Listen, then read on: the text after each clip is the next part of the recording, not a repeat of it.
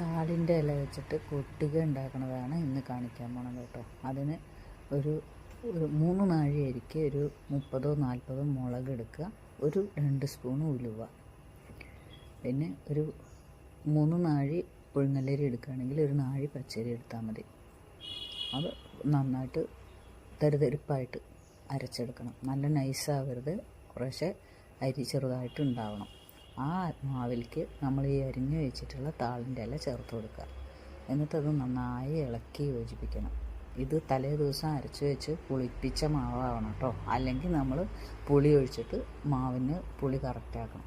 എന്നിട്ട് നമ്മളൊരു വാഴയുടെ ഇല എടുത്തിട്ട് അത് വാട്ടിയ ശേഷം അതിലേക്ക് ഈ മാവിൻ്റെ കൂട്ട് വെച്ച് കൊടുത്തിട്ട് ഇപ്പോൾ ഈ പൊതിയണില്ലേ, ഇതേപോലെ പൊതിഞ്ഞിട്ട് നമ്മളുടെ ആവി പാത്രത്തിൽ വെച്ചിട്ട് വേവിച്ചെടുക്കുക.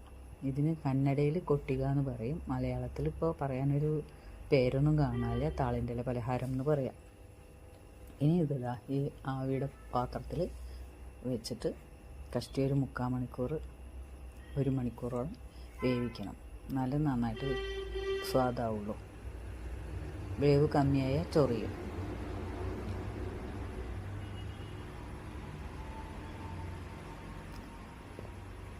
ഇതിൻ്റെ പത്രവട ഉണ്ടാക്കുന്ന ഒരു വീഡിയോ ഇട്ടിരുന്നു, അതിൽ ഞാൻ അതിൻ്റെ വോയിസ് റെക്കോർഡ് ചെയ്തത് വന്നില്ല അതിലേക്ക്. ഇനി ഞാനത് വിശദമായിട്ട് ഇനിയൊരു വീഡിയോ ഇടുന്നുണ്ട്. അപ്പോൾ അതേപോലെ തന്നെയാണ് ഇത്. അരി അരയ്ക്കണത് മാത്രം വ്യത്യാസം ഉണ്ടെന്നേ ഉള്ളൂ. ഇത് വെണ്ണയോ വെളിച്ചെണ്ണയോ കൂട്ടി കഴിക്കാൻ ഭയങ്കര ടേസ്റ്റായിരിക്കും.